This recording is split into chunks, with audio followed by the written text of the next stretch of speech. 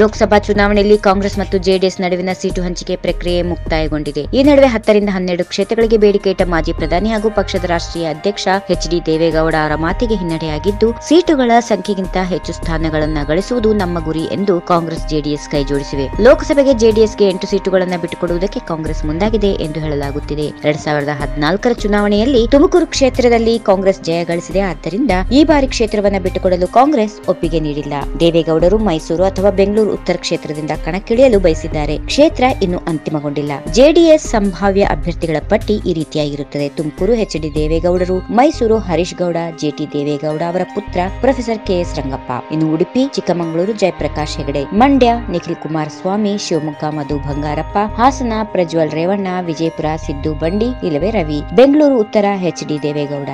ಈ ವಿಡಿಯೋ ನಿಮಗೆ ಇಷ್ಟವಾದಲ್ಲಿ ಲೈಕ್ ಮಾಡಿ, ಶೇರ್ ಮಾಡಿ, ಸಬ್ಸ್ಕ್ರೈಬ್ ಮಾಡಿ.